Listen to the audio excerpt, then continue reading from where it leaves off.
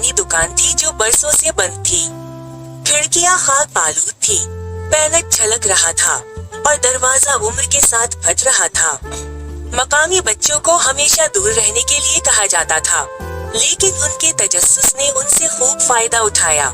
एक शाम जब सूरज गुरूब हो रहा था, दोस्तों के एक ग्रुप टॉमी, सारा और एमिली ने अंदर जाकर ये देखने का फैसला किया कि खिलौनों की दुकान में क्या राज है।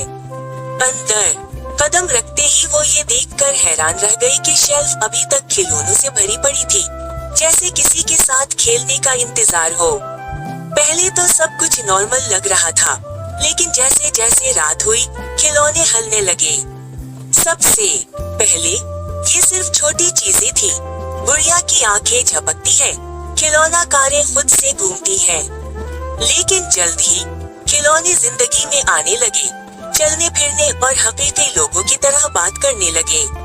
कुछ खिलौने दोस्ताना थे, जैसे टेडी बियर जिसने इन्हें गले लगाने की पेशकश की थी, लेकिन दूसरों की आंखों में खौफनाक शक्ल थी। टॉमी और सारा दोस्ताना खिलौनों से पुरजोश थे, लेकिन एमिली को बेचैनी महसूस हुई।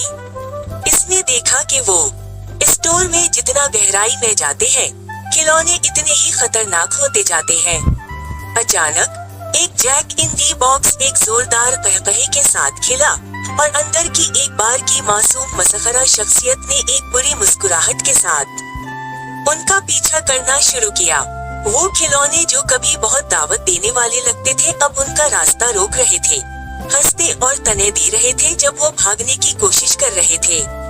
बच्चे बाहर निकलने की तरफ भागे, उन खिलौनों को चकमा देते हुए जो इन्हें पकड़ने की कोशिश कर रहे थे। जैसे ही वो दरवाजे पर पहुँचे, खिलौने जमना शुरू हो गए, अपनी बेजान हालत में वापस लूटने लगे जैसे सुबह की पहली रोशनी खिड़कियों से टपकती है। स्टोर फिर से खामोश हो गया, बच्चों की सांसें अखर गई और लरस गए। वो खिलौनों की दुकान से बाहर निकले और कभी वापस न आने का अहद किया। इस दिन से इन्होंने सच्चाई को जानते हुए दूसरों को दूर रहने की तंबीह की कि तमाम खिलौने खेलने के लिए नहीं होते।